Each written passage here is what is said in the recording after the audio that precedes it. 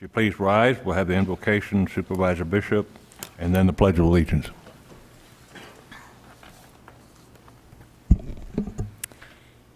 Heavenly Father, we come to you today asking for your guidance, wisdom, and support as we begin this meeting.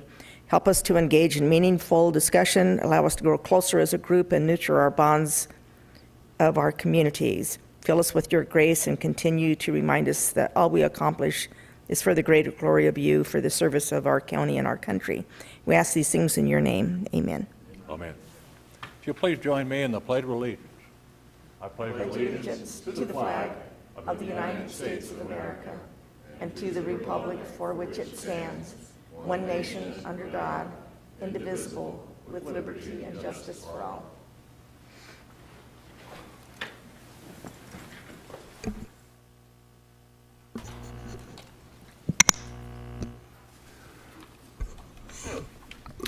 The Board of Supervisors may, by motion, recess into executive session to receive legal advice from the board's attorney on any item contained in this agenda pursuant to the Arizona Revised Statutes. At this point, I'll call for a motion and action to call for an executive session to be held on January 7, 2019 at 9 a.m. for the discussion, consultation with legal counsel in accordance with the Arizona Revised Statutes to discuss items noticed on the agenda with an asterisk. So moved. We have a motion and a second. Those in favor signify by saying aye. Aye. Those opposed? Motion carried. On to official business to come before the board. Discussion of pending or contemplated litigation claims and demands. Mr. Esplin. Nothing to report to the board. Thank you. Committee or legislative reports. We'll start on my left. Supervisor Johnson. Thank you, Mr. Chairman. We had our Quad State local government meeting. At this time, I believe we have right around $180,388.51 in the Treasury. Our Executive Director, Hillier, was reporting on the progress of historic roads right-of-ways legislation. We may get lost in the congressional shuffle during the lame duck session. Congressman Bishop planned to attach the legislation to an omnibus bill, but that did not happen. Congress will still be in session and action could take place, but it's highly unlikely. It seems that the environmental community is not in favor of legislation and has soured Democrats regarding any support since the House will be controlled by Democrats in the 116th Congress. Reintroduction of the legislation is not likely unless Congressman O'Halloran can secure Democratic support. Nominations for personnel at the federal level are slow, and the vacancies seem to be increasing since many of those nominated have gone elsewhere. Skipworth, the Deputy Assistant Secretary for Fish, Wildlife, and Parks, and newly named as Director of Fish, Wildlife, and Parks, has little experience with federal wildlife laws. However, she's a very quick learner and good listener with good balanced point of view. There has been a nominee for the Assistant Secretary, but some names have been rumored to fill that position. Pointed out that some temporary appointments have been made, but they can only fill the positions for 100 days, after which the acting will be appointed, and no other significant appointments. That's all. Thank you, Mr. Chairman. Thank you, Supervisor Johnson. Supervisor Bishop. Thank you. I did attend a few events this past couple of weeks. December the 8th, there was a packed house at the Western Caucus Winter Policy Roundtable in Las Vegas, which you attended, Chairman, and Supervisor Angus. We heard from attending senators, representatives, and guest speakers that discussed various topics of interest, including federal and state conservation, land management, Colorado River drought contingency planning, and water storage. I also got an update on wild horses, burros, and sea lions. That was a new one for me. Myself and Representative Regina Cobb attended the NPS Low Water Town Hall meeting. That was December 10th, held here in Kingman at the library. The topic of concern, of course, was the Lake Mead water levels dropping and how that's going to affect South Cove and Temple Bar. There were over 100 people that showed up in a room with a capacity of only 50 people, so obviously we took the meeting outdoors, and it was discussed and agreed upon by NPS that they would hold another town hall meeting in the Meadview area at the MCA building. That'll be December the 19th, and I believe Regina Cobb will be attending, and I can assure you that I will be there. So the last event was busy couple weeks. The last event was the County Supervisors Association meeting in Phoenix, which was attended last Thursday. President-elect Karen Fann spoke about the upcoming 2019 legislative session, and she expressed optimism about the year ahead. She also noted that all but one legislator in the Senate has previous legislative experience, but then on the House side, there are now 31 Republicans and 29 Democrats. Senator Fann fielded questions from all of us and shared her perspective on a variety of issues, including the transportation funding, water policy, and election reform, which will be discussed in detail as the year goes on. We did vote to pass a resolution urging the governor and the legislature to establish state laws regulating the use of portable communications devices and texting while operating a motor vehicle. And then we discussed the growing number of local ordinances which have already been passed, which creates a lot of confusion for our constituents as they travel from one jurisdiction to the next. So we'll see what happens at the state level with that resolution. And that concludes my report. Thank you very much. Supervisor Angus. Thank you, Chairman Watson. Right before the meeting, I was handed this magazine called Pine. It is the alumni magazine of Northern Arizona University, and it's the fall of 2018 issue.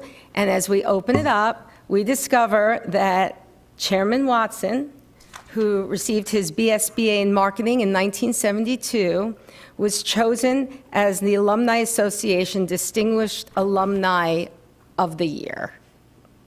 And I wanted to point that out. And that is very prestigious. You know, of all the people who go to universities, they just pick a handful every year. And my dad got one from BU, and so I know how prestigious it is. So I just wanted to honor Chairman Watson for this distinguished award that he's been presented. Thank you very much. Thank you. It was quite an event. Really appreciate that. Thank you. Wow. Supervisor Gould. Thank you, Mr. Chairman. On last Tuesday, I attended the Mojave Valley Irrigation and Drainage District meeting with their all-county agenda. All three of the items pertain to the county. The farmers are not particularly happy about increased assessments on their irrigation wells. In fact, they were darn near furious about that proposition. So I had a little talk with them about that during their meeting and after the meeting also. But that's my report. Very good. Thank you. And for my report, it was a busy week last week. Monday, I attended the Transportation Resource Advisory Council. The topic of most of that meeting was the new vehicle title and registration fees. And so there are going to be a number of surprises, I think, down the road on that one. The next meeting that I attended was the Bureau of Land Management Arizona Resource Advisory Council Board. And for those 2 days, we were looking at different fees and costs associated with the Forest Department's cabin rental system. So we went through a number of interesting points on that. I didn't realize that southern Arizona had over 250 camping sites with cabins, and very large. And then I think Supervisor Bishop did a fine job on encapsulating what we did at the supervisors meeting on Thursday, and that's my report. County Manager's report. I have no report today, Mr. Chairman. Thank you. Approval of the October 15 and November 5th, 2018 Board of Supervisors meeting minutes. So moved. We have a motion and a second for the approval of the minutes. Those in favor signify by saying aye. Aye. Those opposed? Motion carried. Next item is the call of the public. Those wishing to address the board at the call of the public regarding matters not on the board agenda must fill out and submit to the clerk a call of the public request to speak form. They're located in the back of the room. This must be done prior to the meeting. Pursuant to the Arizona Revised Statutes, a public body may make an open call to the public during a public meeting. subject to reasonable time, place, and manner restrictions to allow individuals to address the public body on any item and issue within the jurisdiction of the public body. At the conclusion of an open call to the public, individual members of the public body may respond to criticism made by those who have addressed the public body, may ask staff to review a matter, or may ask to put a matter on a future agenda. However, members of the public body shall not discuss or take legal action on matters raised during the open call to the public unless the matters are properly noticed and discussion and legal action. I have one person signed up this morning to speak. I'll call the public. Armin Stange?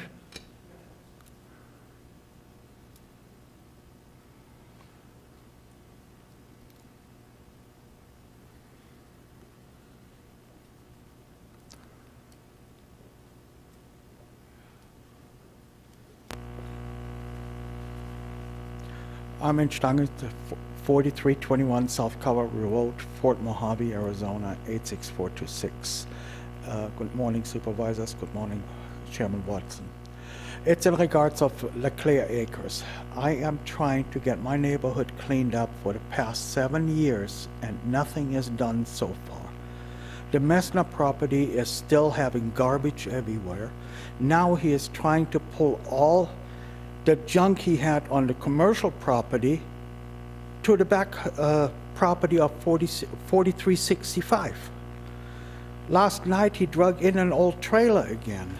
I don't know for what reason. He's supposed to have the properties cleaned up. And the same thing is with 4349 South Cavalry Road. They're burying their garbage in the backyard. It is reported to the county numerous times, and nothing is done. Do we have to live with this? It's a serious question. My property value is going down with those neighbors, and I'm not too happy about it. I'm working on it for 7 years. You know, my neighbor Ian Fay at 4349 or 51 is working on it for 3 years, and nothing is done. We sent emails to the county, we sent pictures to the county, no response. Can we do something about it? Can we have a meeting about it? That you come into the neighborhood and look at it, what we have to live with. Every morning I go out, let my dogs out, I have to look at a pile of dirty laundry. It's sickening. I appreciate your time, and please let me know if we can do something about it. Certainly will, Mr. Strange. Thank you. All right, thank you.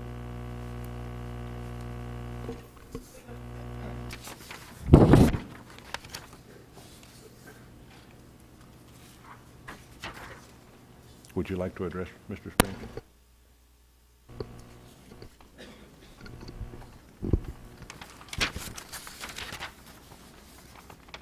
Okay, that's our only speaker for call to the public. We'll move on to the consent agenda. The following items listed under the consent agenda will be considered as a group and acted upon by one motion with no separate discussion of said items unless a board member so requests. In that event, the item will be removed from the consent agenda for separate discussion and action. Start to my left. Supervisor Johnson, do you have any items to pull? Nothing, Mr. Chair. Supervisor Bishop? 19, please. Supervisor Angus? Supervisor Gould? No, Mr. Chairman. Okay. Chair would Motion to entertain approve a... consent minus 19. Second. We have a motion and a second for the approval of items 5 through 31 with the exception of 19. Any further discussion? There being none, Madam Clerk. Supervisor Angus? Yes. Supervisor Johnson? Yes. Supervisor Bishop? Yes. Supervisor Gould? Yes. Chairman Watson? Yes. Motion carries. Thank you. On to item number 19, sitting as the Board of Directors of the Malibu Road Improvement District. I believe this is in Supervisor Bishop's district. Yes, thank you, Chairman Watson. I pulled this item because I received communications from Jim Consolano, I hope that's the way I pronounce his name, requesting that this item be pulled and consideration be given to not approve awarding the contract. The letter I received from him was signed not only by him, but also Stan Lundstrom and Bill Sheetler. And then I received another email from a property owner named Ann Grisham. So at this time, I'm pulling the item. I see several of the members are here, one standing at the podium that wishes to speak, but based on the information I've received, I'll be making a motion to deny approving this bid. Okay, thank you, Supervisor Bishop. We have 5 people wishing to speak. I presume, sir, you're Stanley Ludston? Lundstrom. And your Yes. address? I was the initiator of this CID. Yes, sir. The county We need your name and your address for the record, please. Okay, Stanley Lundstrom, 3392 West Malibu Road. Golden Valley, Arizona. Correct. And a zip code? Pardon? And your zip code? I forget it now. That's fine. We'll look it up. Go ahead, Stanley. Yes. I was the initiator of this county improvement district, and it's been 18 months now, and we've been working through approximately 3 different office supervisors. We got onto this, and finally it took us about several months to get this finalized through, to get the majority on the road improvement district. And afterwards, Jim Consolato came on board, and he helped to organize it and everything else. We went through, knocked on doors. There were 74 parcel owners. We knocked on doors, sent out letters to people who did not reside there, all at our costs, and held 2 meetings at his house as well with Mr. Les Henley to answer questions that possibly we could not. We had a approximate estimate of total cost of $1,165 at that time. And of course, talking to these people, that's the first thing that they're interested in, is what is it going to cost me to go through this? Now we get a letter, like I say, 18 months later from Kelly, I believe her name is Stickrath, and I was working originally with Nicole Jenks when we got the initial estimate of $1,165. Now we have in this letter an estimate of $1,095 up to $1,466 just for the design and engineering. And from what I gather, we only got 1 bid on that. I thought that possibly we would get more and should get more. This seems like a considerable amount, and I feel that we have been misinformed or misled, and I hate to use that term, but that's where we stand. I don't know what we can do, because it's going to exceed considerably. We're just talking now design and engineering costs, and we're could be above the 1165 already. And now we got construction costs along with material. What is the final cost going to be? And this is what I'm asking. How can we make a decision and go forward without knowing what the costs are going to be for this? And I entered into this in good faith and hoped that we could, come to a conclusion on this. So, thank you very much. Thank you, sir. Jim Consolato?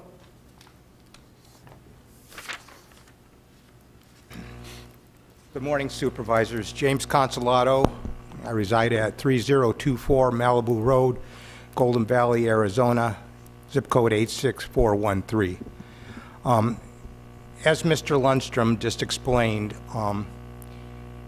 we began the process of creating an improvement district, the Malibu Road Improvement District, with a great deal of faith and trust and a lot of hope as well.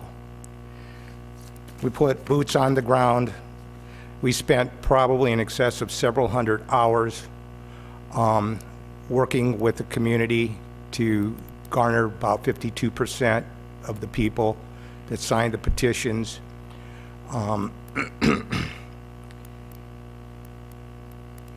We put our bond up. We spent considerable amount of money of our own money, sending out letters and the whole process. Now we get this current update and the estimated cost for the planning and the design from the engineering firm that has been denoted in the letter. So I would just tell you, after some research and much discussion among the parcel owners of the Malibu Improvement District, there appears to be a consensus that the original total cost estimate to complete the paving project was a miscalculation, and that resulted in a misrepresentation to the people. So the people that didn't want it still don't want it, but many of the 52% that did want it currently, basically, after the sticker shock, the emotion they're kind of experiencing now is a trust issue and a big question mark about what the end final total cost for engineering and construction would be. So given that information that we have at hand, as someone who worked very hard for this, we respectfully request that A, that you do not award this engineering contract to Reach Tosh Powell, item 18 PS 08, that's the number you've assigned to that contract. That would be the first thing we request. The second part is we would ask the board to continue to seek an engineering firm with an assessment quote that would come much closer and fit in line with the original total cost estimate. And the last thing, of course, is understanding that not only have the citizens put a lot into this, but so has the county.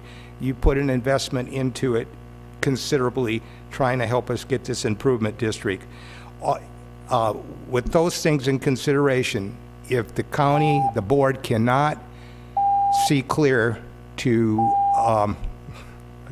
thank you. If the board cannot see clear to seek another engineer and continue on with the process, then the consensus basically is we'd like to dissolve the improvement district, regretfully. We just can't take the chance. There's too many question marks, and the total cost at the end is something that people don't want to gamble on. So I thank you for your time and all your efforts in this. Thank you, sir. I have a question. How many people of the 52% are now having second thoughts? Do you have a number? You know, I would basically say from the people that we have here, I think we have 5 ready to speak. I'm going to say that I have heard specifically from about 6 parcel owners that were in the 52%, about 6. The others have remained silent, and other than being able to, you know, send out another letter personally or go knocking on their doors again, I haven't had the time to do that, so I can't give you any more than I can honestly tell you that at least 6 from the original 52% do not want to do this for the reasons I've outlined. Okay, thank you. Thank you.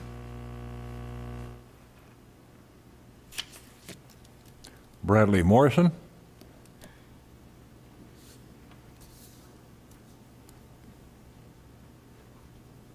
Good morning, Supervisors, and thank you for the opportunity to speak. My name is Bradley Morrison.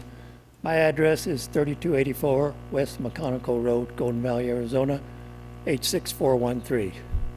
And because of my lack of experience public speaking, I'm going to try to read the rest of this, and that'd be better on all of us, I think. So, I would like to point out that the district was formed with what I believe was about a 52% majority and was based on an estimated total project cost of $1,165 per property.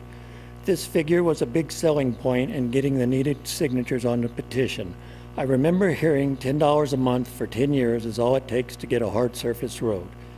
Because this engineering contract is equal to or greater than the original total cost, which means the actual total cost could be 2 to 3 times the $1,165 estimate. I don't believe there's any way that a majority would have been reached to form this district in the first place if we had been giving a more accurate estimate. I have read all the disclaimers in the petition relating to this was only a cost, but no one pointed out that this estimate could be so far off. This was all the information we had to go on, and the property owners based their decision on this estimated figure. Therefore, I don't think there's any reason to approve this engineering contract, since I don't believe these new cost figures would be acceptable to the property owners in the district.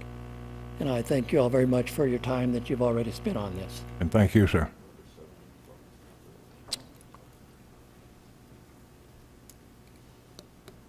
Bill Schlueter.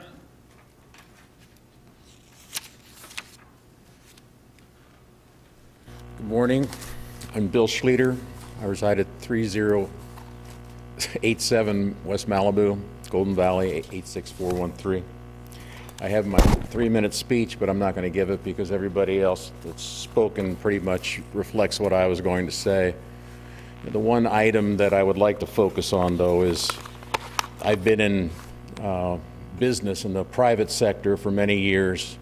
I still do consulting in the private sector and actually have a contract right now with the city of Chicago for a $250,000 project just as a consultant. Never have I seen in the private sector or in the government sector where I've worked with them a bid come through with only one participant. It's always been 3 participants. When I've sent out bids, if I could not receive 3 participants, I had to review what my qualifications were, what my requirements were, and adjusted them in order to get 3 bids. This is what I ask of the county to reevaluate what's been done and get some valuable and reasonable pricing for this project. We're only doing a chip seal of a road. We're not building an off-ramp to an interstate. So with that in mind, thank you very much for your time. Thank you, sir. Judy Thompson?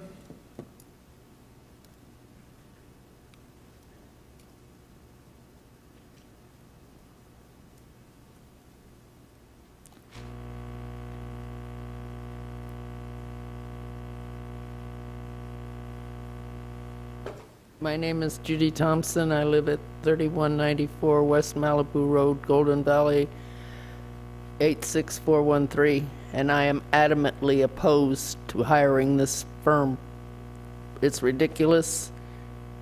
I feel we were lied to, or I never would have signed up for it. Thank you. Thank you. I noticed there was a hand up over here earlier. Did you wish to speak, ma'am? Please, come on down.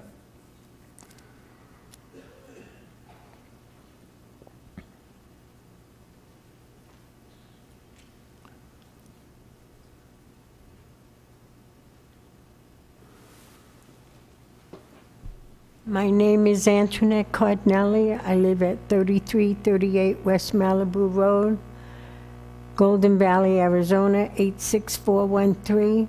And I just wanted to add to what the lady just said. This is nowhere near the figures we were told. I mean, I live on a fixed income, but I figured, oh, I can afford a little bit to improve things. However, I can't pay this kind of money. And therefore, I guess at this point, I would be very much against it. I didn't go to him because I didn't want to bother him, so that's number 7. Very good. Have Very a good day. Thank you, ma'am. Have a delightful day. There's another hand up back here. Yes, sir. Would you like to speak for a moment? I'm sorry, ma'am.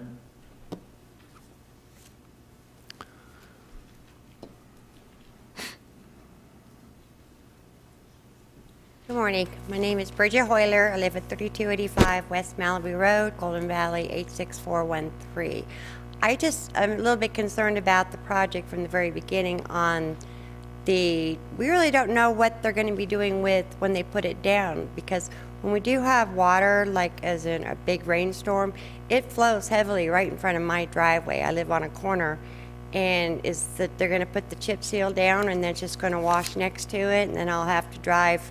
How are they going to do all the driveways when they put the asphalt in, when the water's flowing? Sometimes it's like all the way out to the middle of the road, as is when it's just a dirt road, and it's flowing down the road because we had the monsoon rain, and we don't know any specifics on what they're going to do with that road. I mean, I'm going to pay money for something I don't know what I'm going to get till I get it, and then how they're going to fix it when it's broke. Thank you. Thank you, ma'am.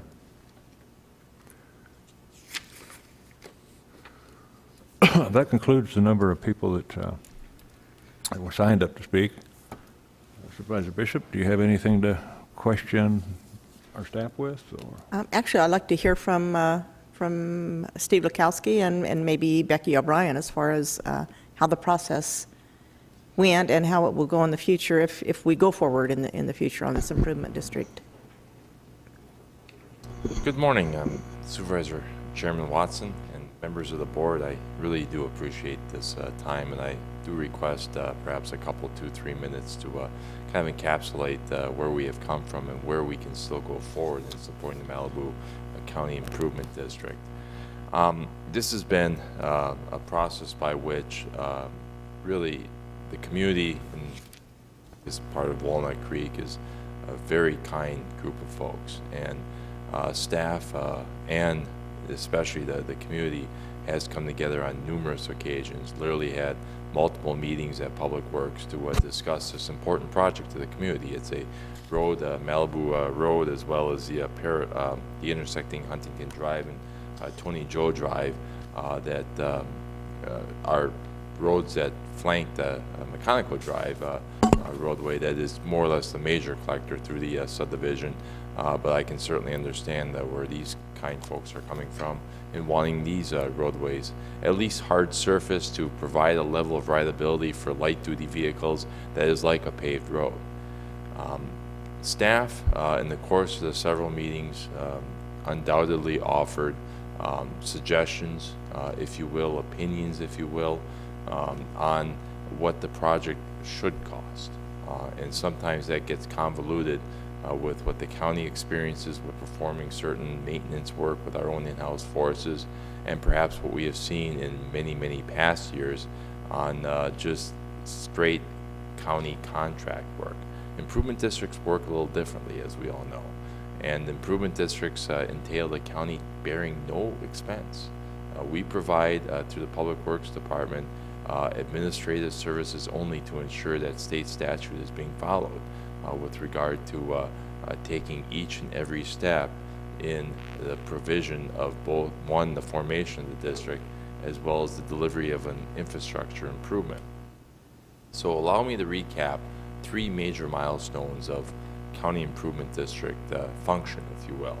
One is the petition to form, and Malibu Road Improvement District was formed at no expense to the county and really charged an expense of what ultimately was a $500 bond that was posted, and really staff just charges against that bond for nominal costs such as advertising, the official public notices for the district formation, for the board hearings that had to take place for that. That district can stand in place without any further expense to the property owners near indefinitely. Of course, the board of supervisors, as its board of directors, can dissolve it at any time, but the property owners won't incur any additional expense until there's such time as petition to incur expenses. Now, getting to that, that's another major milestone, the petition to incur expense, and that entails the contemplation of a specific infrastructure work, whether it be road or water, in this case a road improvement, that provides for the opportunity to move to solicit for technical engineering services, as well as supporting, I call it, administration services toward bonding for the project if it needs to go that far. And that is really where Malibu Road Improvement District is right now. There was a successful petition to incur expense, and the county undertook the process of procuring a district engineer to deliver the technical services necessary to prepare engineering documents and a final estimate for that third major milestone. That's resolution to intention. That's when the project comes back to the board of directors for contemplation to pursue construction of the project.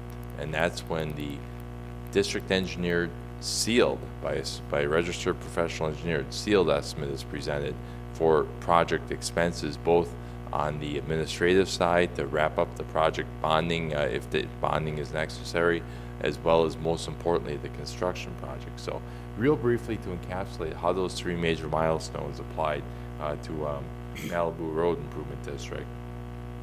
As I mentioned, the improvement entails a soil stabilized subsurface and non-structural impervious chip seal surface, and the distance of the project is about 1.52 miles.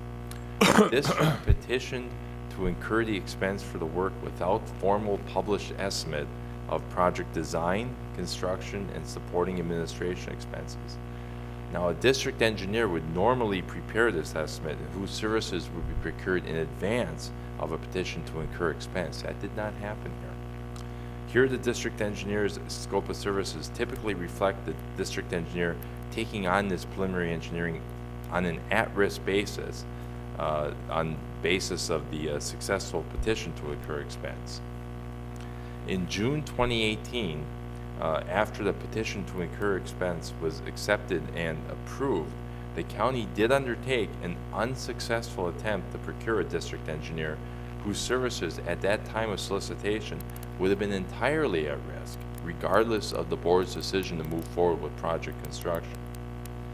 And that was a failure. We received no proposals under that June 2018 solicitation, where we placed that district engineer completely at risk, meaning that that engineer would have had the hope that the board would have awarded a construction contract for consideration. So we undertook the process, re-undertook it in September 2018, kind of on a similar basis, but whereby the district engineer compensation was assured either through assessment if successful resolution of intention was passed, or ad valorem tax if unsuccessful resolution of intention were realized to construct the improvement. That's pretty much where we're at today, where if the board were to consider awarding the contract, then the district would bear that expense of the contract that's being contemplated, and if the construction wasn't supported at time of resolution of intention, the district would still bear the expense of the district engineer. Now, I do say one last thing in closing, and that is Public Works does reserve concern whether bonding for a soil stabilization, hard surfacing work would be successful should the project assessments not be fully recovered under cash demand period, meaning that we would have to go out to the public and sell bonds. I did, obtain some unofficial, professional guidance on the matter from a financial advisor, as well as attorneys that are specializing in improvement districts, and did find that through their unofficial opinion that the county recognized that as long as the county were to recognize Malibu Road and the other roadways to be improved as a street per statutory definition, as well as accepting the road and contemplated improvements, and the county's insurers backs the accepted hard surface condition, that chances are that bonding, could be successful in that regard. Now, bear in mind, the county does maintain these unsurfaced roads already. So, potential go-forward options for the board to consider should this contract not be approved for award would be to resolicit the amended scope with a more simplified technical scope, steering the district engineer toward affirming and sealing that the work would be constructed in the context of a asphalt pavement structural section, maybe not a soil stabilization, but an asphalt pavement structural section that would just merely accommodate the typical light-duty traffic that would traverse these residential roadways. Or simply no action going forward, which means that the district could still stay formed. It doesn't need not dissolve, and the property owners would not incur any additional expense. Thank you. Mr. Lakowski, if I'm understanding this correctly, we have some choices here to make this morning, to reject this bid and ask procurement to put it back out again for rebids as it stands, or to do the same, but to reduce the specifications and, or to take no action at all, and then the district just kind of sits there in limbo until the property owners push to go forward again. My question to you this morning is, you said the bonding was in question, and so if we go forward and rebid it again and we get an acceptable bid that the district property owners are okay with, is there a question that we might not be able to sell bonds to finance the improvement district? And if so, what happens at that point as far as the 51% are concerned? Very good question, Chairman Watson, Supervisor Bishop. With regard to the possibility of not being able to bond for the project, and this is only if, under the cash demand, the property owners as a whole have the opportunity in advance of bonding, which accrues interest, etc., to just pay cash up front for the project. But if for some reason it was not successful for all the 100% property owners involved that would be assessed, taking a step back and looking at this improvement is not typical of a road construction work, whereby typical road construction does entail some level of asphalt cement or Portland concrete cement application. This is merely soil stabilization with a chip seal on it.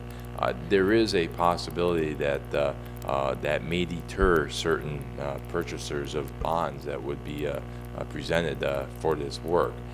That concern was lessened a little, again, with off the record unofficial opinion by Arizona Improvement District attorneys as well as Arizona financial advisors on bonding that seemed to guide that as long as the county were to accept the improvements, we already maintain the roadway as an unsurfaced road, and as long as the county's insurer were to back those roadways, which we do have 100+ miles of other soil stabilized hard surface roads countywide, that likely would not be a deterrent to future bond purchasers. But staff would entertain the idea with some level of support perhaps from the property owners in particular to potentially resubmit or resolicit for design services under a very simplified technical scope, but to potentially pursue a 2-inch asphalted concrete application over an aggregate base that would be adequate to just carry the light-duty vehicle traffic. That would be more of a rock-solid infrastructure improvement that is very similar to these types of road improvements statewide under improvement district. Yes, I'm a little confused because soil stabilization we've seen is less expensive. Yes. Asphalt or concrete is more money. So Correct. so these folks are saying this is too much money. If we up the makeup of the road to a better quality. And I do need to answer, I didn't give a complete answer to your earlier question concerning, well, what happens if we were unsuccessful at bonding, that we went to construction? Well, it would fall back to the county's responsibility to recover those assessments, likely through an ad valorem tax and potentially back a county loan for the outstanding project expenses that would be repaid through that ad valorem tax if bonding weren't successful.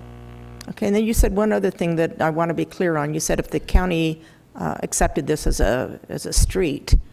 I mean, I understand the acceptance of a county highway, which this doesn't qualify for, but can you explain that a little more? We feel that we passed that litmus test that was offered unofficially by the bond attorneys with regard to the county recognizing Malibu Road, Tony Joe, and Huntington as streets. They are indeed roadways that have perfected rights-of-way opened up for public travel. The fact that the county maintains them already further substantiates that the county does recognize these roadways as streets. So again, it adds further argument towards supporting the palatability of bonding being a success even under soil stabilization.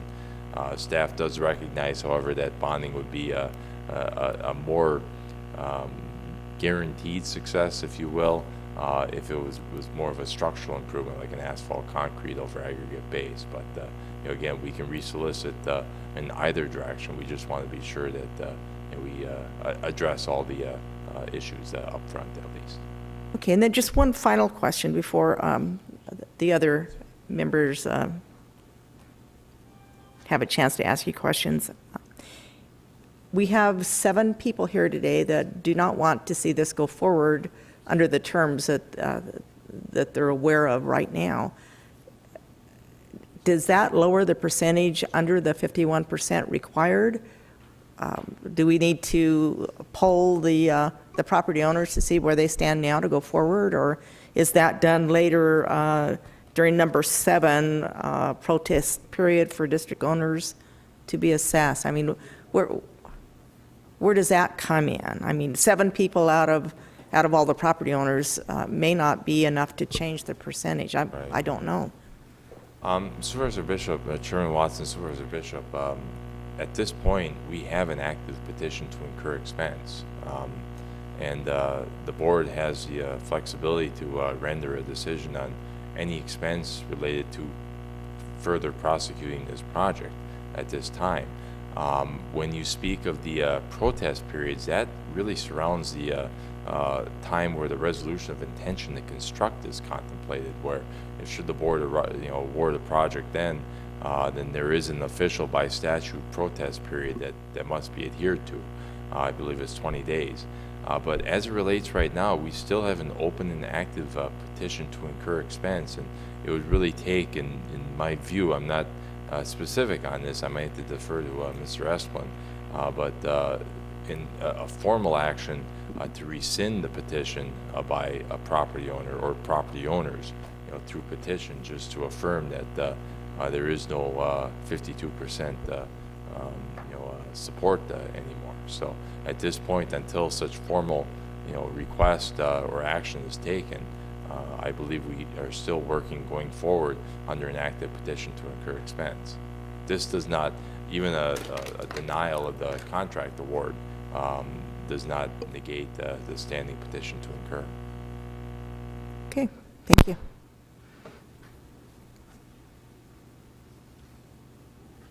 Any questions for Mr. Lutoski? Thank you, Mr. Chairman. Mr. Lutoski, when you talk about soil stabilization, what are you speaking of? Very good question. Chairman Watson, Supervisor Gould, Mojave County and its maintenance of over 1,300 roads, 1,300 miles of roads countywide, as unsurfaced roadways, has found, and this has been a practice that has been tested across the country and proven to be successful.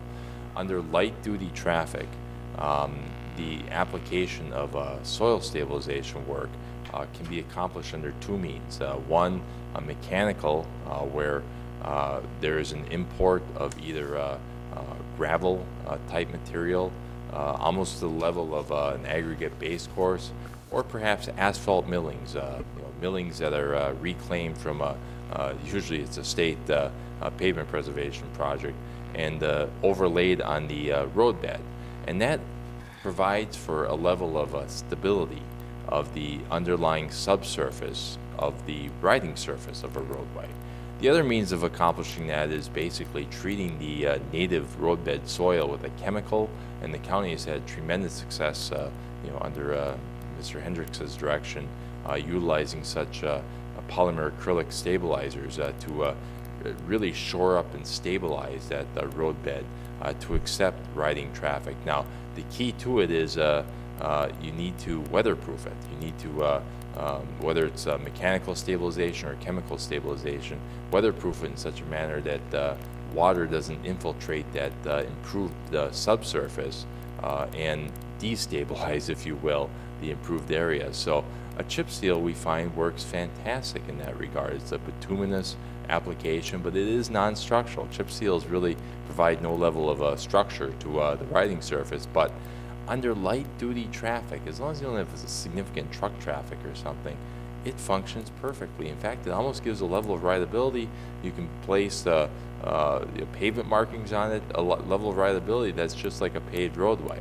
It just won't hold up necessarily to a really dense truck traffic and very, very high volumes, that is really encapsulates the soil stabilization, hard surfacing process. Has the county done any of these CID projects? Chairman Watson, Supervisor Gould, no, we have not under an improvement district, so in hard So surfacing this is the project. first one. Under an improvement district, correct. We have only done it through county roads, but just through the county representing the projects. So if they were to move forward with this, who runs the construction? Does the county engineer do that, or does the private engineer that the CID board hires? Excellent question. Supervisor Gould, all of these processes would be carried out at no cost to the county. The county merely provides direction as well as mainly service. I do want to emphasize, the county is here as a service improvement district because the design work as well as the construction work must be publicly procured, and that's where Procurement Director Becky O'Brien and her staff come in and provide that service really at no cost to the district. That's what the county function is, for both of these. So to answer your question, the district engineer, which would also be a contract hire, would provide all the necessary technical services for the county to properly bid the project for construction, and then ultimately the award of construction would be facilitated through Procurement and Public Works presented to the Board of Supervisors, then acting as the Board of Directors for the district to consider awarding the project. So the county public works has no oversight over what this engineer comes up with or how he runs the project? The Public Works Department functions in the manner to ensure from a technical management standpoint, as well as a budget management standpoint, that the contracts that are solicited for both design and ultimately construction are carried out faithfully. So there is a level of oversight that the county provides. The county is simply, Public Works is just not producing the deliverables. Those deliverables are produced under contract, but we do monitor the contracts. If this board were to remain in place and not be rescinded, is there any limits on the amount of spending that they could actually approve? Good question. Supervisor Gould, the district may propose any type of infrastructure work they desire. So in this case, they did approach Public Works with their mindsets squarely on soil stabilization, chip seal work, but they may pursue the undertaking of any type of road or water infrastructure work, namely road in this case. So to me, that seems like we asked the property owners to form the board, and they set this process in motion, and there's really, the only way that they could stop anything from moving forward that the property owners chose to not move forward with would be to circulate the petition to rescind the district if the board decided not to rescind the district. Supervisor Gould, the board always has the option to rescind the district with or without petition. Here the matter may be more rescission of the petition to incur expense. And although I've spoken about asphalt concrete roadways already, the petition to incur expense may have been clear on soil stabilization. So if that's in fact the wording of the petition to incur expense, staff can again re-solicit for this work, but we would have to keep it on a soil stabilization type work consistent with the petition to incur.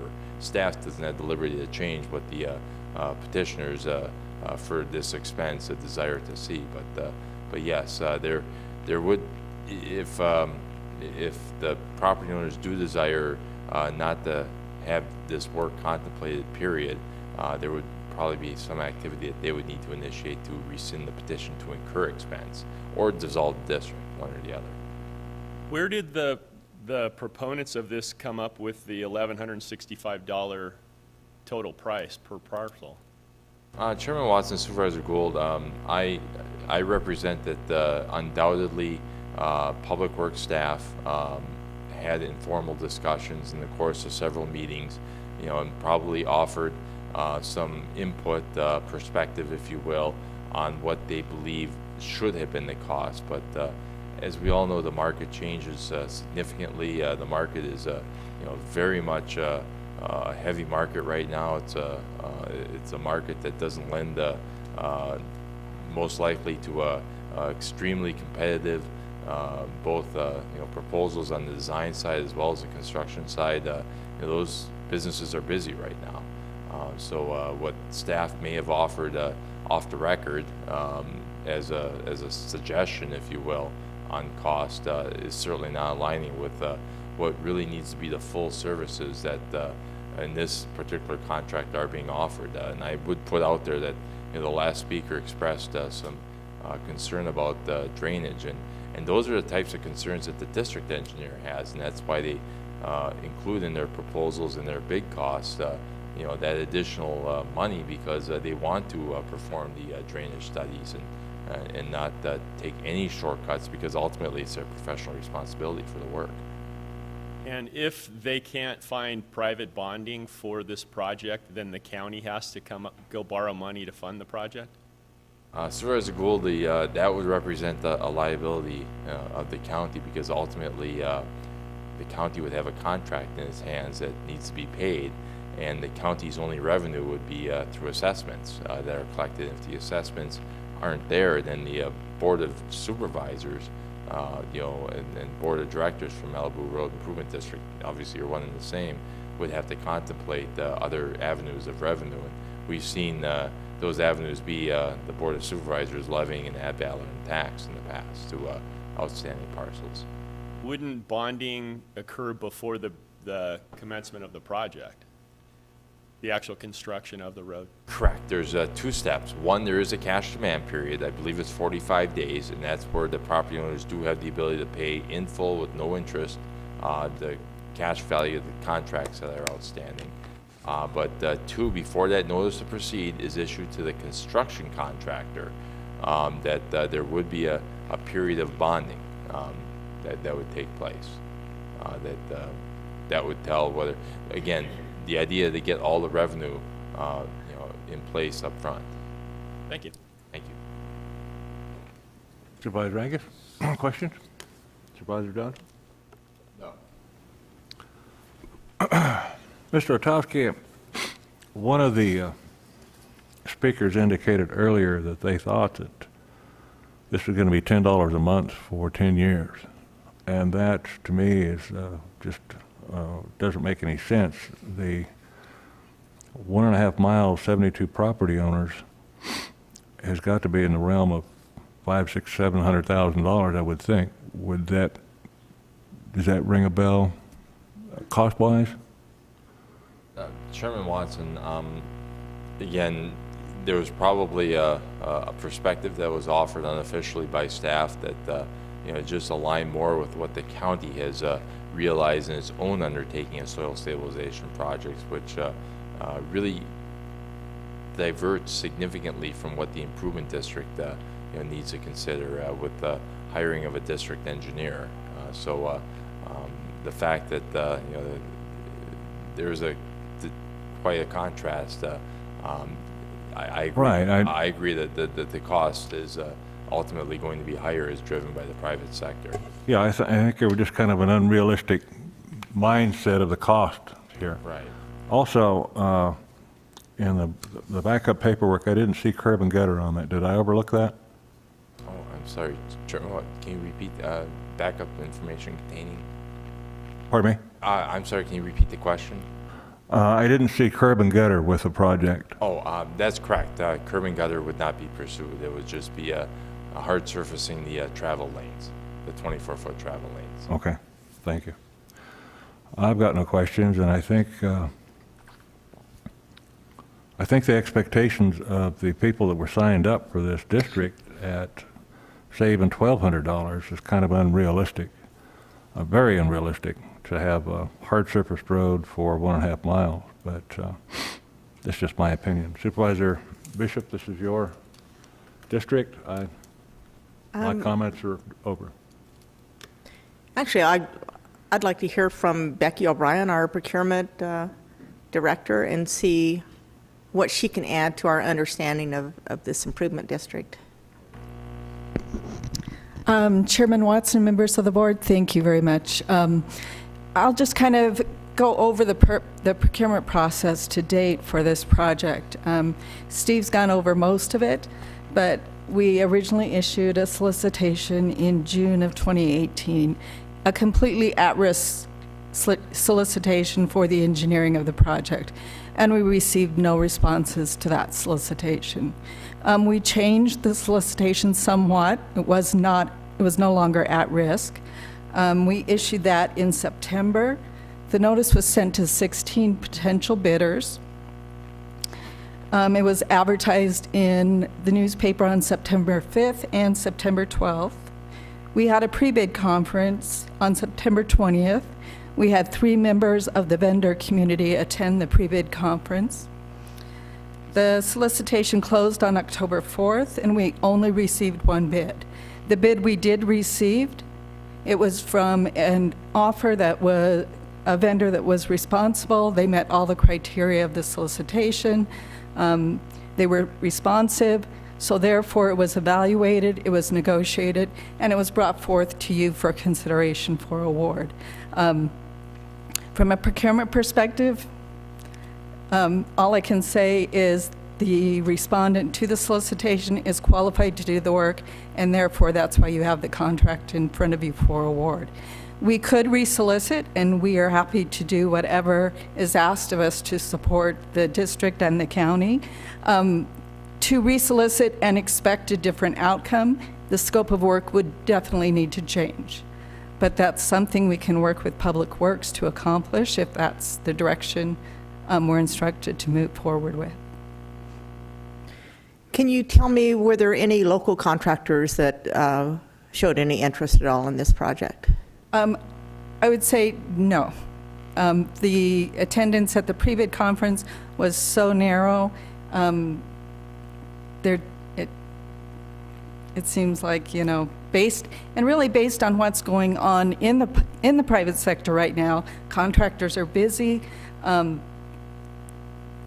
They don't necessarily need a job like this, your local contractors. You need somebody that's willing to take the risk, be able to incur the upfront costs, and I think that's why you're seeing what the outcome that it is. So what you're saying is the contractors are not hungry, they have plenty of work, and so they might bid this a little bit higher to make up for what they might perceive as inconvenience for such a small project, which is really large in the homeowner's eyes, but... Correct.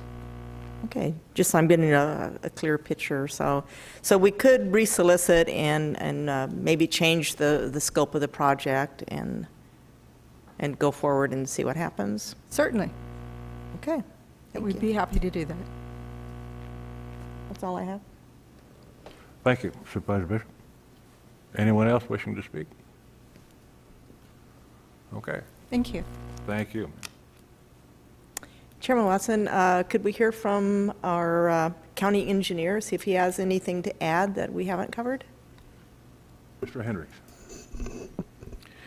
Mr. Chairman, Supervisor Bishop, one of the things that I would like to point out to the board is that the petition to incur expense that was approved talks about a soil stabilization and chip seal. That's one important issue because Steve Letowski, our Director of Public Works, told you that there's a possibility that this project may not be able to be bonded, and if it can't be bonded, then it can't go to construction. That's another important issue. The third one is that if it can't go to construction, because they do have a petition to incur expenses, these people would be responsible for the engineering and the design and engineering costs that the engineering document would be setting on a shelf, and they would be charged for that document without any work being performed. So I think if I were going to make a recommendation to the board, obviously the board asked about percentages. If we're talking about 5 to 7 people out there out of 70 lots, that certainly drops the percentage below 52%. So I would listen to the people, even though we're not in the official protest period on this particular issue. And I would, from an engineering standpoint, recommend that this project not be awarded and that Public Works continue to work with the people to modify any and make any scope changes and see if they want to move forward again and come back to the board and request that it be resolicited at some future date. Thank you, Mr. Chairman. Thank you, Mr. Hendrick. Okay, Mr. Lundstrom, could you come to the podium? And since you are the one that started this, and I look to you to be the voice of the people in your community, what say you? What do you want to do? Yes, we initially got the number of $1,165 as an estimate for total costs, which obviously we were misinformed about. So I don't know where it goes from there. I don't think we would have gotten the 52% at all if we had a realistic price that was available to us. We were totally misinformed on that. Now, an estimate is a guess. And we proposed that and promoted that to the residents of the community on Malibu Road. And that's basically what their interest was what's going to be cost going to be to me. So if I make a motion to not award this contract and send it back to Public Works for you to work together to amend the scope of the project, is that something that you would like to see done, or? Well, I'd like to discuss it with Jim Castellano, who's helped me on this, because I don't know if I can give you an answer on that right now. Okay, then I'll just make a motion without that input. Okay, thank you. I have a question, not Mr. Chairman. Do you know what this is just for the engineering part right now? Right. Are the people understand it's going to cost a lot more money to have the road done? Right, we don't know what the construction costs are going to be. But I'm guessing because this has gone, what, $300 over? It was $1,100, now it's $1,400? It could be anywhere from $1,049 to $1,466. That's what we got in the recent letter. Right, well, I look at the bid today, it's what, $1,400? Is that what it is? What we're signing the... And that alone would be more than what we got as $1,165 as total cost initially. And that's what we promoted it on to the community. I guess just from what I understand, I don't know that, does everybody understand, though, this is just the engineering, and it's going to cost thousands of dollars more for the road. I understand. Because once it's now, we're the board of directors, well, Supervisor Bishop would probably still be meeting, and they have the ability to come before us. There's no 52% anymore. It's 3 votes. So, yeah, that's something that you I certainly people don't have think. to look at to see if you want I to. certainly don't think that the majority would want to pay that. Yeah. And that's what we promoted it as, because that was the price that we were given by the county. And if I would have known it had been much more, I wouldn't have wasted my time and effort in doing this. And Mr. Chairman, just to clarify my statement previously, if you elect not to award the contract, which would be my recommendation, then that would allow the people, if they so chose, to continue to work with Public Works to come back forward with something. And part of Public Works' job is to work with people on the improvement districts to try to package a project and bring recommendations back to the board. But just by not approving the contract, that would give Public Works and the residents out in the area a lot of flexibility to, if they so chose, to continue working on this project to try to find a better solution to move forward with. Thank you, Mr. Chairman. Thank you. Mr. Chairman, I'm prepared to make a motion. Okay. My motion would be that we not award this contract to Richell, Powell and Associates. Period.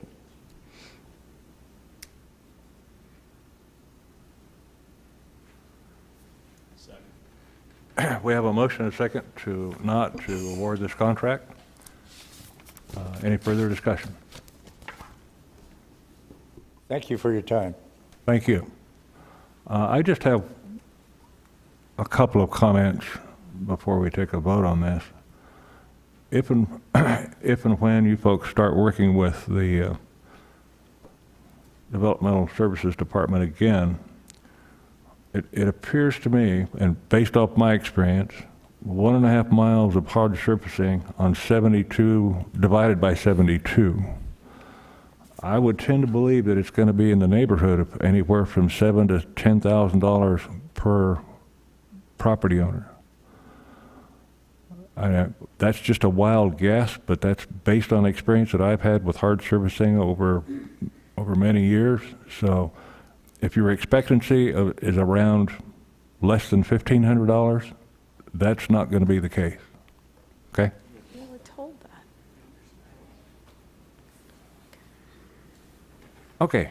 Any further discussion? There being none, Madam Clerk? Supervisor Angus? Yes. Supervisor Johnson? Yes. Supervisor Bishop? Yes. Supervisor Gould? Yes. Chairman Watson? Yes. Motion carries. Thank you. On to the regular agenda. Ladies and gentlemen, thank you very much. Appreciate it. Appreciate your patience. On the regular agenda, item number 32, discussion, possible action pursuant to the Arizona Revised Statutes and discussion with the attorney of the public body regarding a settlement agreement in cases TX-2016-0000893 and CA-TX 18-0009 related to the long-standing area litigation, and authorize the treasurer to accept and execute a settlement agreement on Mojave County's behalf. Chairman Watson, I make a motion to approve the discussed settlement agreements in cases TX-2016-000893 and CA-TX-0009, and authorize the treasurer to execute settlement agreement on Mojave County's behalf. Second. Thank you. We have a motion and a second. Any further discussion? There being no further discussion, Madam Clerk? Supervisor Angus? Yes. Supervisor Johnson? Yes. Supervisor Bishop? Yes. Supervisor Gould? Yes. Chairman Watson? Yes. Motion carries. Thank you. Item number 33, discussion, possible action, approve the recommendation of the county manager to appoint Tammy Yersenbach to the Economic Development Director for Mojave County at range 27, step 3, or $80,246 annually, with the anticipation starting date of January 7, 2019, and authorize up to 1 month's salary for moving expenses. Mr. Hendricks, would you have any comments? Mr. Chairman, at the September 17th meeting, the board approved me to post for the Economic Development Director position. As stated at that meeting, I'd bring back a recommendation to the board for board consideration. Ms. Ersenbach earned a bachelor's degree in business administration from Western Governors University out of Salt Lake City. She's worked in economic development since 2007, holding director positions for Carbon County, Utah, and Casilla, Idaho. Recently, she's been operating her own consulting economic development business out of Salt Lake City. Ms. Ersenbach has experience working in rural areas with programs to attract, grow, and retain businesses. She's also been directly involved in bringing close to 1,000 new jobs, millions in new tax growth, and over $2 million in grants in various areas where she's worked. I'm asking that the board approve my recommendation to hire Tammy Ersenbach as Mojave County's new Economic Development Director at a salary of $80,246 annually, and authorize up to 1 month's moving salary expense. And she's with us today. If the chairman would allow, I'd like to ask her to come up to the podium Certainly. and address the board.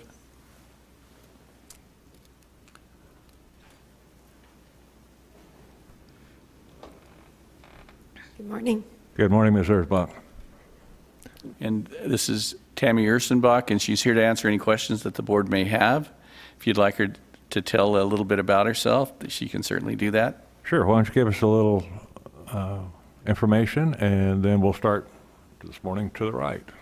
Okay. It's hard to do with the information about camera in me, your or- face. Yes. Okay.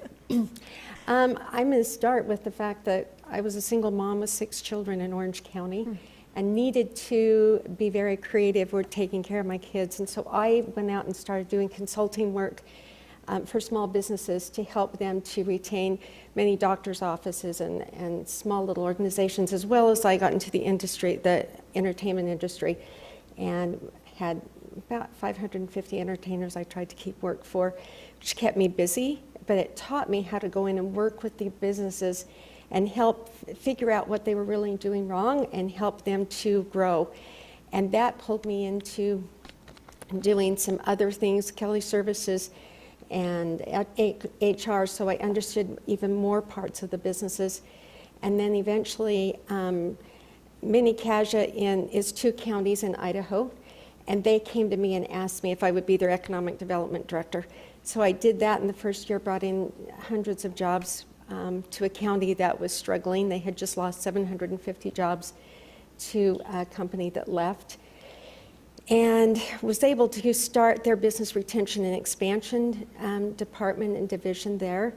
And then went to Utah and worked for Carbon County, which is a county that was struggling because of coal, and that was their only main source of any tax revenues other than property tax. And so started diversifying that as well and brought in different companies to help Carbon County. And then recently, as Mr. Hendricks said, I've been doing consulting work on my own, trying to wrap that up as quickly as possible so that I can come down here if I'm approved. But Thank you. Questions? Supervisor Angus? No. Supervisor Gould? No. Supervisor Johnson? I'll be voting no, not because of you, because I don't believe the county has a vision for what we want to see for economic development. Supervisor Bishop? Hello, welcome to Kingman and Mojave County. And what have you learned about our county so far, and what do you think of Mojave County? you know, I have not had a chance to go through all of the county, obviously, because I live in Utah right now, but I spent about 8.5 hours yesterday, spent a little bit of time last time I was here into the community, and I talked to a lot of the people here. The people yesterday, I found a few people that didn't like the county as well, but most of them love the county. I talked to people that relocated from back east and obviously California, but from all over. And the people that relocated here came grudgingly and didn't want to come, most of them, and fell in love with the county and won't leave. They came because of work, or they came up other reasons, but they love the county. And that's what I'm learning, is the people are friendly, they're wonderful to work with, and I'm excited and anxious to come into each of your districts, get to know you, and get to know what each of you has to offer, because I think each district is different and unique. And the more that I study and learn about your county, the more it's going to take a lot of work. I'm going to have to be on the road a lot with each of you, because an incorporated community looks completely different than an unincorporated community. And what can we do to help each of those grow? Okay, when you travel here from your home in Utah, do you come down I-15? I do. So you're familiar with the part of Mojave County that's Yes. that's in the northwest corner, Mesquite, Colorado City? Okay, so you, if you're selected this morning, you will put a lot of miles on your vehicle. Yes. We're the 5th largest county in the nation, and not that populated, you know, in comparison with other places that you might be familiar with. But we hope that if you move to Mojave County, you'll fall in love with it, like so many others that come from other places, thinking that we're kind of a brown county, don't have a lot of green to offer, but once you get here and get used to the brown, you discover the green. So we hope that will be your case, and so I'll be happy to vote yes. Perfect, thank you. Thank you. Chairman Watson, may I say something? I have a question and also just a comment. I heard Mr. Hendricks say that you were responsible for getting grants for your rural district. Can you just give us an example? So one of the grants we worked with was an EDA grant, and when I work with federal grants, I'm not the only one that works on those grants. There's several of us. But it was an $800,000 grant to bring training and workforce training for the community because they have to diversify from that coal, and that's all that they've had. Another grant I brought in was a brownfield grant that was $600,000 so that we could go in and clean up Main Street, some of the asbestos that's on Main Street in Price and Helper and Wellington specifically. They're really struggling communities, and so that brownfield was, I worked with an engineering firm on that particular one. They wrote the grant, and I wrote a lot of the grant, but we worked together. They did not get paid unless they received the grant, and I like to do it that way. You know, we don't want to charge money to any county or city that we don't need to save those dollars. But you have the ability yourself to write the grants because, as you know, you don't have a staff in that department. So you're comfortable writing the grants by yourself? Yes. Okay, that sounds good. And my other question is just, in the motion, it says to authorize up to a month for moving expenses. I don't think in my 7 years I've ever really seen that as part of a motion. Is that something we do, or is this an anomaly? Mr. Chairman and Supervisor Angus, that's been standard practice for directors for the hires. Okay. And I believe the language was taken mostly out of our last, our procurement director position. Now, the last fiduciary positions, that person was local. Okay, that's all I wanted to know. Thank you. Thank you. Any further comment? There being none, I'd like to make a motion to invite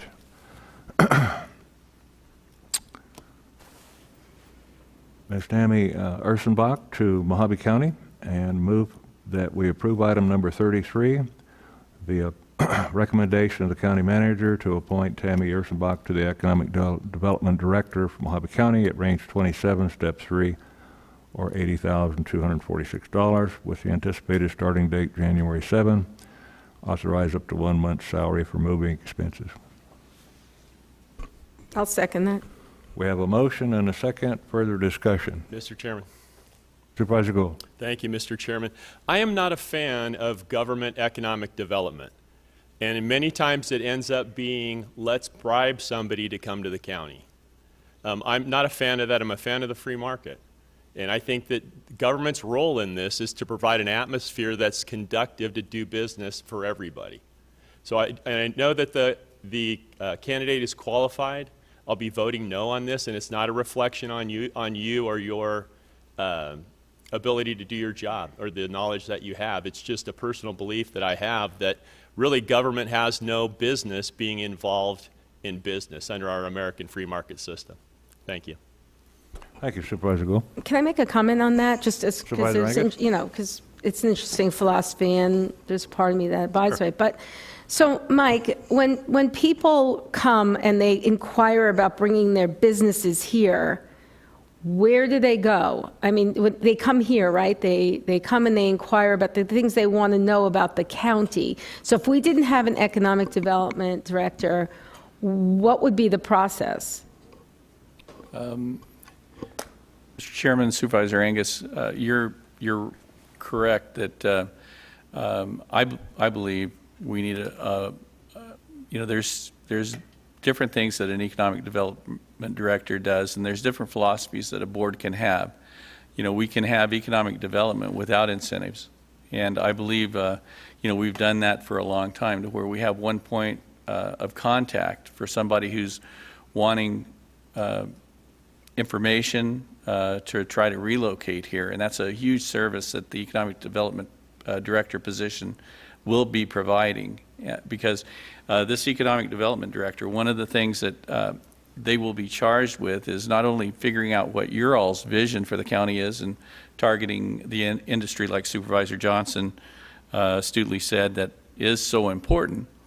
They will be developing relationships with the utility companies, with the chambers, with the cities, with the other economic development directors, so that they can network and provide these businesses that come knocking on our doors with the information that they require. And it's a huge amount of information that these businesses are asking for. I just found that out recently, stepping into those shoes, that they want to know about utilities. They want to know about size of lots, realtor organizations, workforce, and demographics, and a whole myriad of other things that has nothing to do with incentives. The other thing that's incredibly important that this economic development director position will do, and I've talked to Tammy about this, and she's ready to get on board because she has familiarity with planning and zoning, is to be the advocate for businesses coming into our area. She's going to be sitting at the same table as Bennett did with planning and zoning and environmental health and environmental quality, so that we can try to answer all the questions. And she's going to become that developer's advocate, to where if something goes wrong or it's not going as smoothly as what that developer or company believes our process should, she'll have the ability to try to make amends and try to make corrections and bring forces together and resources together, because she's also going to be developing relationships with the different departments in the county. So it's kind of a twofold deal. It's not incentives unless the board chooses for that department to be about incentives. It's about attracting businesses and providing them with the information necessary to make an intelligent decision on whether they want to relocate here. Also, there's the aspect, third aspect is retention of businesses, which I believe we have a pretty good program regarding. Thank you, Mr. Chairman, Supervisor Angus. Thank you, Mr. Hendricks. Any further discussion?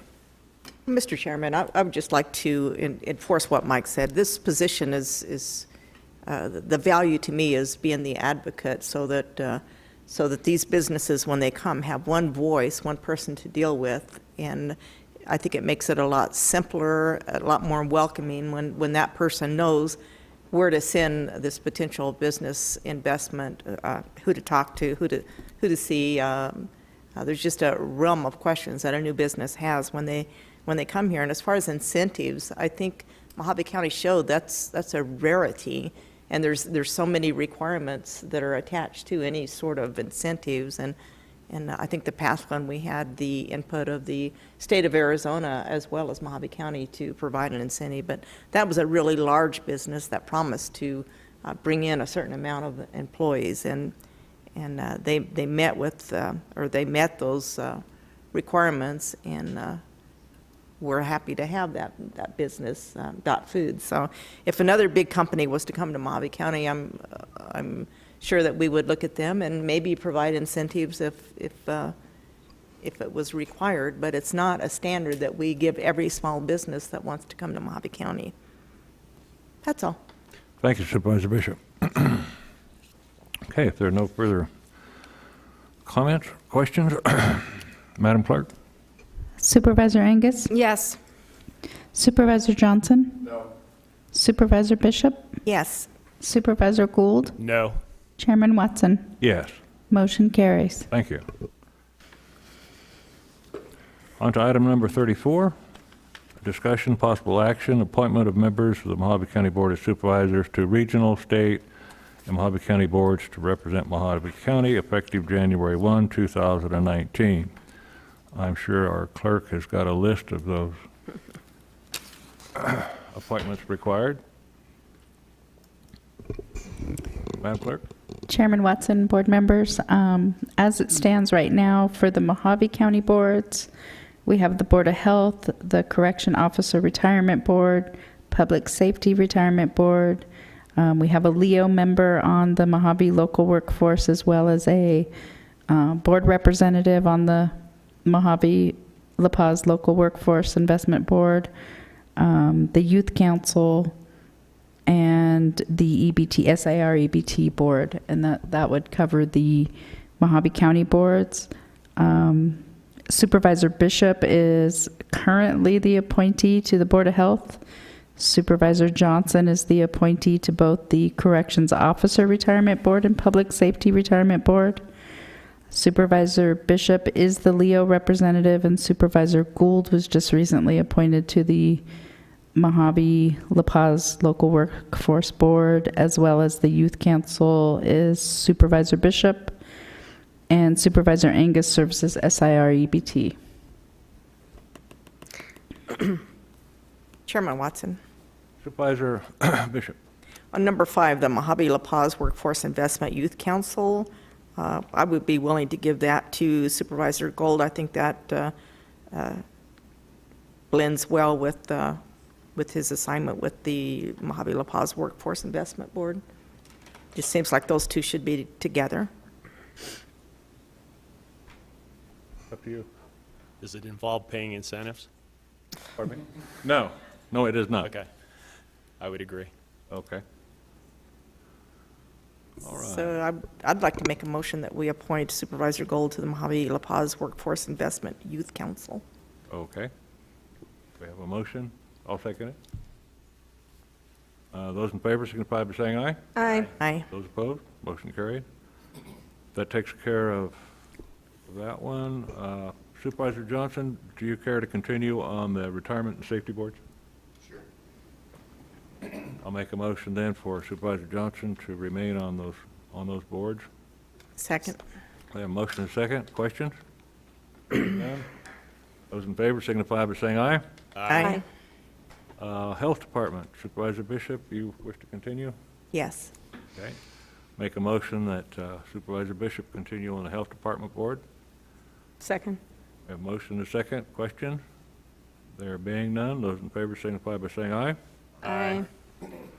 Those opposed, motion carried. I believe that's the county boards. Now, do you want to go to the state? We still need one for the SIR EBT. Yeah, me. Yeah. I'd And like also to stay. Supervisor Angus? Yeah, I'd like to stay on that. Okay, SRBT? Make a motion to retain Supervisor Angus on that board. I'll second the motion. Questions? There being none, those in favor signify by saying aye. Aye. Aye. Those opposed, motion carried. I have a question on the Leo member of the Mojave La Paz Workforce. I don't believe that requires a motion from this board. Chairman Watson, Supervisor Bishop, that's correct. You were appointed through a board action form through Community Services on that one. Okay. Great. Does that take care of all the Mojave County? Okay, then we move on to, I believe, state? Regional and state boards. We have the Arizona Secure Rural Schools. Currently, Supervisor Angus serves on that. The Clean Colorado River Sustainability Coalition, Supervisor Gould was just recently appointed to that. The County Supervisors Legislative Policy Committee, Supervisor Bishop currently serves as that representative. Mojave County Water Authority, Supervisor Watson was appointed on November 19th for a 6-month term to that, so that does not need a vote today. The Quad State Government Coalition, Supervisor Johnson currently serves as that representative. And the 2 WACOG boards, the Advisory Council and the Executive Board, Supervisor Watson currently serves on that. Chairman Watson, I have never been to an Arizona Secure Rural Schools Coalition Advisory Council, ever. You'd probably have to go to Flagstaff in order to do that. Excuse me? It's in Flagstaff? Oh, maybe I'll go. But I mean, I don't get any mail from it. I don't get anything from it. Should I be? I mean, is it still? Most of the requirement for secure rural schools is Yeah, it's not. contact with the congressman, the Yeah. senators, those kind of things. The coalition basically is the folks from Coconino. Yeah. And Supervisor Johnson can add. Is it? Right. I think Supervisor Watson's the one that served on that. I didn't know that Supervisor Angus is on that now, but, yeah, it's supposed to be down at Coconino County. I think they have meetings every so often. Occasionally. Liz Archuleta has them. Okay, I'll find out about it. Yep. It's not a bad trip to Flagstaff in the summertime. Okay, are there any changes that you would like to make to these boards? I don't know, if these boards, I guess you guys could, weren't we supposed to have a report today on a committee for the water? Welcome. Not that I'm aware of. Was it, It's one of not these we paid her to January. go to a meeting It was in January. Mr. Hendricks? Colorado River Users Association meeting, yes, we did. I have not spoken to her, but I'll get in touch with Lois Wakamoto and find out when she'll be available to provide a report to the board, because that was one of the things that was in the motion. Okay. Good catch. Thank you. Okay, well, why don't we start to my left then? Supervisor Johnson, do you wish to remain on Quad State and all the boards you currently represent? Sure. And that would be Quad State, Corrections and Police? If, technically, if we just want to leave them all the same, we can make one general motion to leave them all the same. Except for the one that we've already changed. So I'll make that in the form of a motion, that we leave the members the same as they were last year.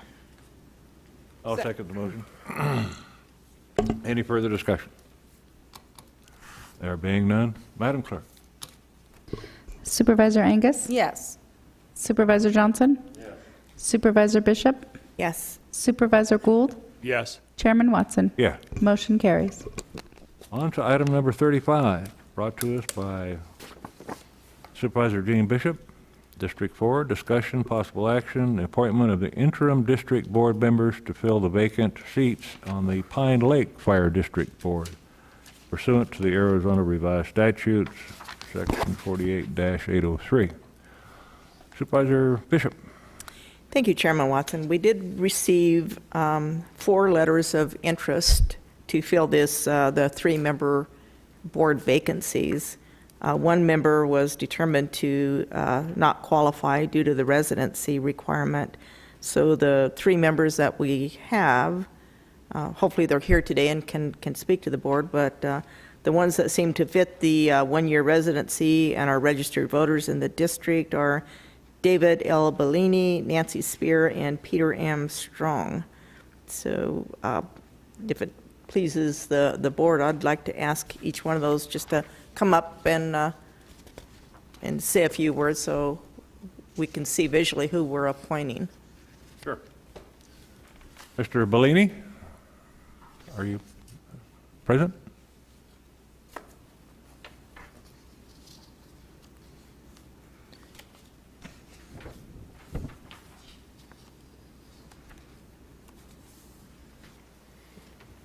Mr. Chairman, Supervisors, my name is Richard Ripley. I'm from 6757 East Ponderosa Drive in Kingman, 86401, part of the Pine Lake community. Apparently, none of these individuals are here this morning to address you. I am currently serving as the chairman of the board of Pine Lake, and we urge the supervisors today to appoint these people to a committee. We are in a position now where we only have 2 board members, myself and 1 other, and we do not have a quorum to carry out business. All of these individuals are qualified for the position. They've been long-term members of the community, and they've served within the fire district on a board or in the fire district itself. We've done a lot of arm twisting to get people to be on the board. We're very happy that they have stepped forward, and we urge you to please allow them to have a seat at this time. Are there any questions? I have a question for our legal. Mr. Esplin, one of the candidates, Cammie Furman, has not been a resident and is not a registered voter. Is that the legal requirement to serve on this board? Yeah, I know for certain it's a legal requirement to be a registered voter. That would be a registered voter in the district. When you go for a candidacy, when you go through election, you also have to be for 1 year. So I just assumed that it would also be the same criteria, that if we're appointing, there probably also have to be a 1-year residency as well. Then that leaves only the opportunity for us to appoint 3 people. And that's all there are 3 open spots. I will comment that I have contacted her, and she does realize that she's not qualified. She's responded back to me. Okay, great. Thank you. I have a question, Chairman Watson. The length of term on these appointees, are they all the same, or do they have varying An elected term is usually 4 years, and we didn't have anyone run this year. So I would look to the board to give me some supervision on this. I'm not aware of what the length of term would be, whether they would be fulfilling a complete 4-year term or a shorter period. Supervisor Bishop, if I could answer that, Chairman Yes, Watson please. as well. It's a 4-year term. They will serve out the 4-year term. Well, I have a And we did make this Excuse me a a second, possibility sir. to them, and Excuse me a they second. agreed to it. Supervisor Johnson? Mr. Espin, aren't these varied terms that they run for on the school board? Are they all, or fire board, aren't they all at the same time election? It's varied, so it's a 5-person board, it's a 2 and 3, so they go every 2 years. So this last term was a 3-year, it was three people. Then in 2 years, it'll be 2, and then 3, and then 2. So it's So we're not appointing them for 4 years, we're going to appoint them to fulfill the term of, so each, if there's 3 of them, they're going to have to be. Somebody's going to have to do 2 Yeah, and somebody 1, different. 3. Yeah, just. No. Yeah, we're not appointing them all for 4 years today. Yes, they will be appointed for all 4 years. We're putting them to fulfill the vacancies. Which would That be- vacancy comes with, should have started, whatever, 2 years ago or 1 year ago. Because you're going to have a problem, you're going to have everybody go up at the same time. That's the point. You always have 3 go up, and then 2 years you have 2 people go up, and then another 2 years, then 3 go up. It goes 3, then 2, 3, then 2, 3, then 2, and so on. Excluding the attorney's advice, I would have them fulfill the terms of the vacancies so that we didn't have a problem there. Instead of saying 4 years. Certainly. Yeah. So you could say it that way, but it will be 4 years. Yeah. Yeah. Sorry, sir. You got it? Okay. All set? Okay, so, Mr. Ripley, are the 3 vacancies for 4-year terms? Yes, at this time there is. Okay. And then the 2 that are setting are 2 years. will expire their 4-year term in 2 years? Yes. Okay. There you go. Okay. Okay, Chairman Watson, I'll make a motion that we appoint David Bellini, Nancy Spear, and Peter Strong as board members for the Pine Lake Fire District for the standard 4-year term. And I'll second the motion. Any further discussion? I guess the only discussion would be that's to fulfill the 4-year term, the vacancy in the 4-year term? Okay. And with that, Madam Clerk? Supervisor Angus? Yes. Supervisor Johnson? Yes. Supervisor Bishop? Yes. Supervisor Gould? Yes. Chairman Watson? Yes. Motion carries. Thank you. Thank you, board. And thank you, Mr. Ripley. Appreciate all your hard work. Ladies and gentlemen, that concludes our meeting today and our business. I have one official action to take before I leave the chair, and that is to hand the gavel to our new chairman, Hildy Angus. Thank you. And may I say one thing? Since this is the last meeting of the year, I want to wish everybody a Merry Christmas and a very happy and healthy and safe New Year.